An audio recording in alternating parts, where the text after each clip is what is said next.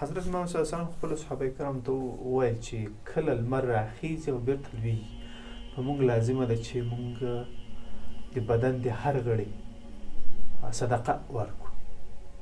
صحابه کرام حیران شو چې یا رسول الله صلی الله علیه وسلم موږ له کومو کو دومره دارایي دومره کار چې موږ وکولی شو چې صدقه ورکړو. پیغمبر صلی الله علیه وسلم وفرمایل چې سبحان الله ویل، لا اله الا الله ویل، الله اکبر، نور اذکار دا زموږ ستاسې د هر غړي صدقه ده. هدف له دې حدیث شریف نه دا و هغه نعمات او هغه ارزښتونه او هغه هستي وي چې موږ فعل حال لرو په ژوند کې، هیڅ کله مو د دغه شکرانه په هغه شکل نه ده ادا کړي او فکر مو پرې نه ده کړی چې ګواکې موږ دا د الحمدلله هر څه لرو.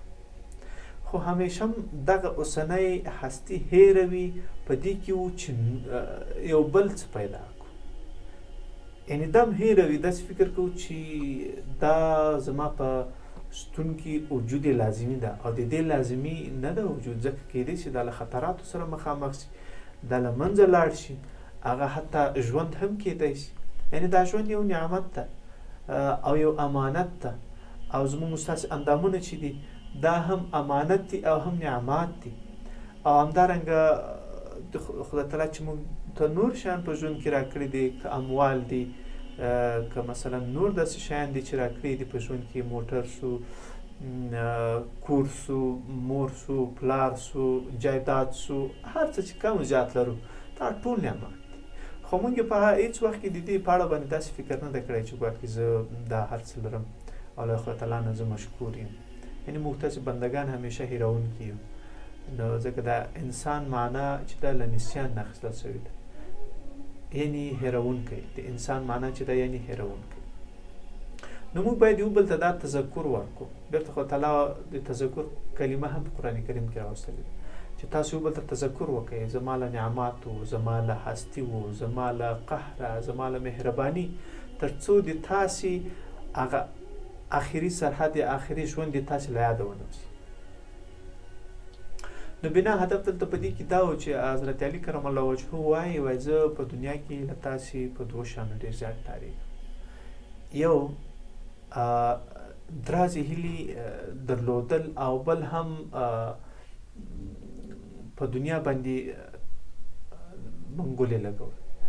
درازې هیلې پرې سړی له مرګ نه دغه کوي، څه ورته وایي،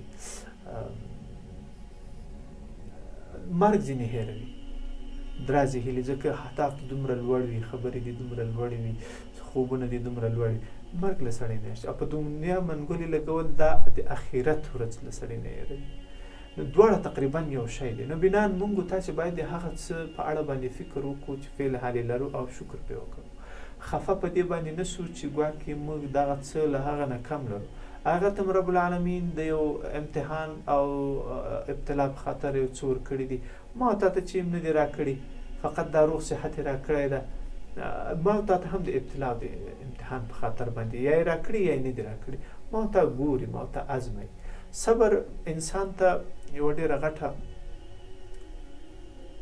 تحفه ده د دې دپاره چې انسان هغه لوړ مقام ته پرې ورسېږي. متاسفانه موږ انسانان هېڅ کله هم په دې اړه باندې ډېر زیات فکر نه ده کړی. نو راځو دې خبرې ته چې موږ ولې همیشه په اوسني حالت فکر نه کوو. مثلا خدای نخواسته یو سړی ده په ځواني کې ډېر زیات کوشش کوي، ډېر زیات هڅه کوي چې دی پیسې پیدا کړي، دی غټ مقام ته ورسېږي.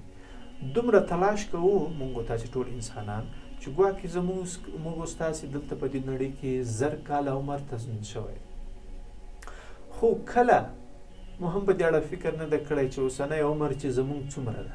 آیا په دې پوه شوي له اوله ورځې د ماشومتوب چې که ستاسو په یاد کېږي یا زما په یاد کېږي، هېڅ فکر نه کوو. فکر کوو هماغه لحظه ده، هماغه ساعت ده.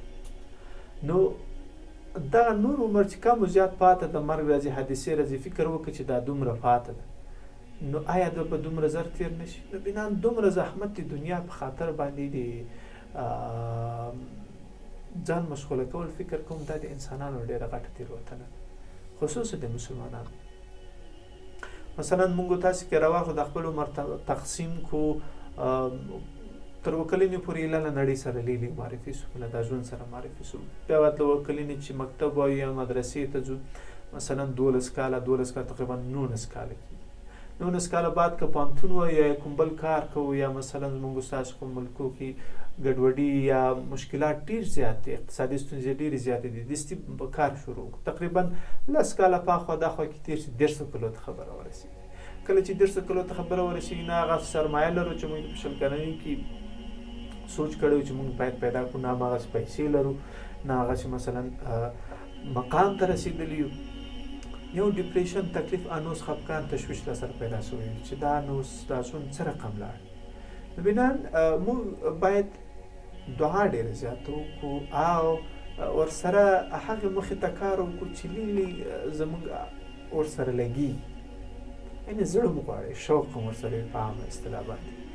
او دریم بله خبره دا ده چې که نه سو، کېدای شي دا به د تقدیر مسله وي، تقدیر به نه وي غوښتي چې موږ هغه څه لاسته راوړو، لیکن انساني هڅه به مو کړې وي، انساني منډه به مو کړې وي، خو تعالی به مسؤل نه یو ګرځولی. لیس للانسان الا ما سعی، نسته انسان لره بېله کوشش او تلاش مسؤل.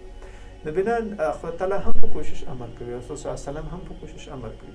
دا چې بعدي خبرې زموږ په واک په اختیار کې نه دي، یو څه شی نه کېږي، نو بنا باید سر پرې ونه خورو، زړه پرې ونه خورو، خفه نه سو، دعا به کوو چې خدایه ته راته پکې خیر واچې، ته وکړې، که نه کېږي نور به پرېږدو، یعنې زړه به نه ورته خورو. حسبنا الله ونعم الوکیل ونعم المولا ونعم النصیر. ډېر زیات خوشحاله شوم چې ویډیو مو که کتلې وي زموږ چینل درسره سبسکرایب کړئ د نورو ویډیوګانو لپاره چې موږ تاسې ورسره په اړیکه کې یو، په تماس کې یو. مننه کوم.